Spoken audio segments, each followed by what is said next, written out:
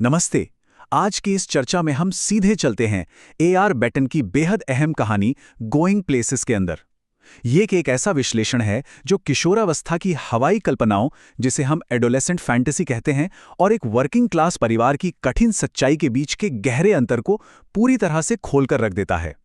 ये कहानी एक सपने देखने वाले आम इंसान की कश्मकश को बहुत ही बखूबी और सच्चे ढंग से दर्शाती है। तो इस कहानी को हम 5 हिस्सों में बांटकर समझेंगे।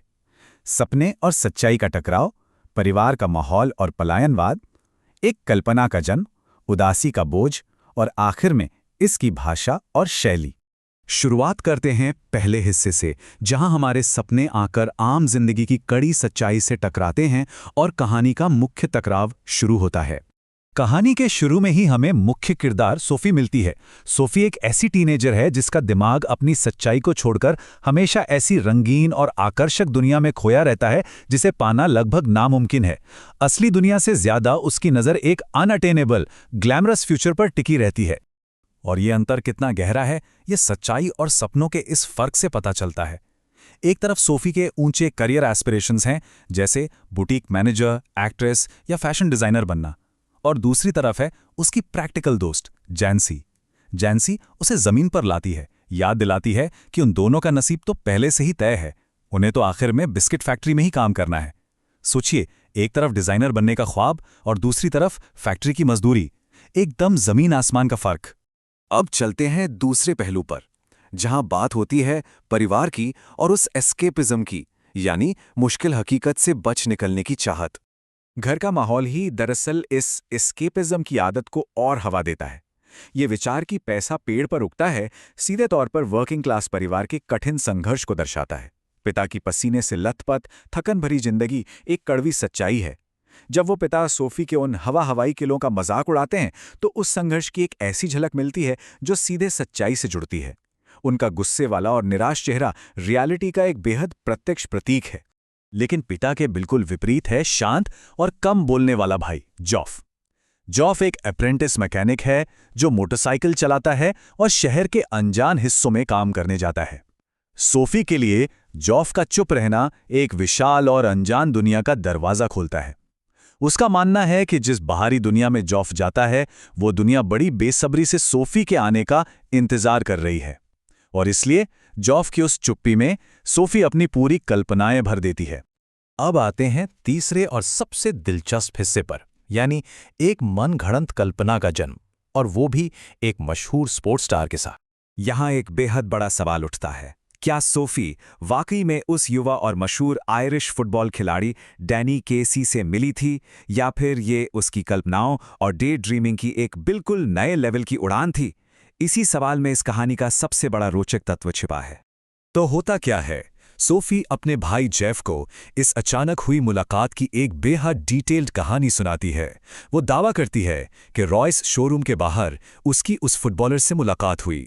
वो पूरे विश्वास के साथ उसकी शांत हरी आंखों और उसके अकेलेपन का जिक्र करती है, और यहां तक कह देती है कि उसने अगली मुलाकात में ऑटोग्राफ देने का वादा भी किया है। और सच मानिए, इन छोटी छोटी डिटेल्स के जुड़ने पर यह झूठ एकदम असली लगने लगता है। पर मुद्दा यह है कि उसने ये कहानी सिर्फ जॉफ को ही क्यों सुनाई? असल में ये फैंटेसी सिर्फ उस एथलीट के बारे में नहीं थी। ये एक डेस्परेशन थी अपने शांत भाई का ध्यान पाने की, उसके दिल में अपने लिए एक खास जगह बनाने की। उसने अपनी दोस्त जैंसी को ये राज इसलिए नहीं बताया क्योंकि जैंसी बहुत नोजी थी, यानी हर चीज में दखल देती थी। तो ये सिर्फ सोफी और जॉफ के बीच का एक बहुत ही सेक्रेट बॉन्ड बन गया। आइए आगे बढ़ते हैं कहानी के क्लाइमैक्स की तरफ। ये वो हिस्सा है जहां नहर के किनारे सारी हकीकत सामने आ जाती है और आखिरकार सच्चाई इस खूबसूरत ख्वाब को तोड़ देती है। नहर के किनारे एक अकेला पेड़ है, एक बेंच है, एक ऐसी जगह जहां आमतौर पर आशिक चुपचाप मिलने आते हैं। सोफी फिजिकली वहां पहुंच जाती है अपनी उस काल्पनिक डेट का इंतजार करने।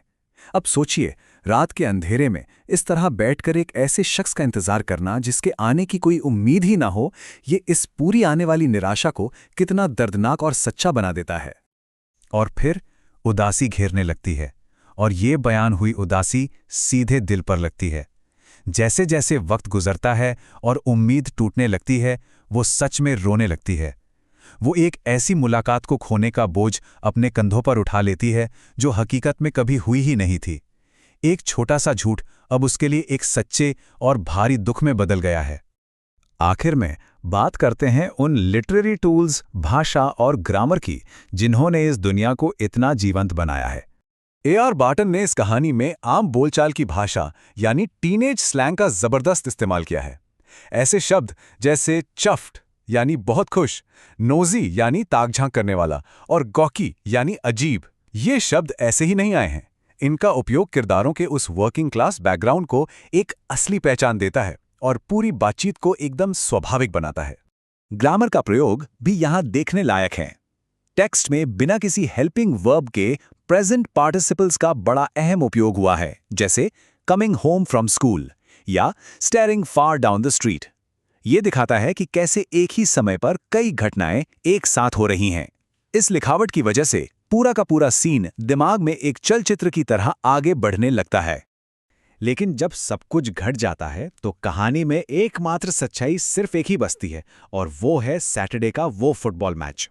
वहां 50,000 दर्शकों की भीड़ में डैनी केसी का खेलना ही अकेली सच्ची हकीकत है। सोफी की कल्पना के बाहर की असलियत सिर्फ इतनी थी कि उसने दूर से उस आम लेकिन बेहद प्रतिभाशाली खिलाड़ी को मैदान पर गोल करते हुए देखा था।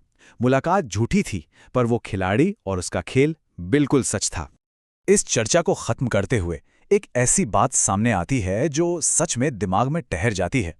ये सच है कि इस तरह की हवाई कल्पनाएं और हीरो वर्शिप थोड़ी देर के लिए जिंदगी की कड़ी सच्चाइयों से आराम जरूर देते हैं, पर एक बिंदु ऐसा आता है जहां वो मनगढ़ंत दुनिया संभालने के लिए एक बेहद भारी बोझ बन जाती है। गोइंग प्लेसेस हमें यही सोचने पर मजबूर करती है कि सपने देखना कब एक उम्मीद बनता है और कब एक खतरनाक दलदल। उम्मीद है इस चर्चा से इस कहानी के गहरे मायने और बेहतर ढंग से समझने में मदद मिली होगी। इस विश्लेषण का हिस्सा बनने के लिए बहुत बहुत शुक्रिया।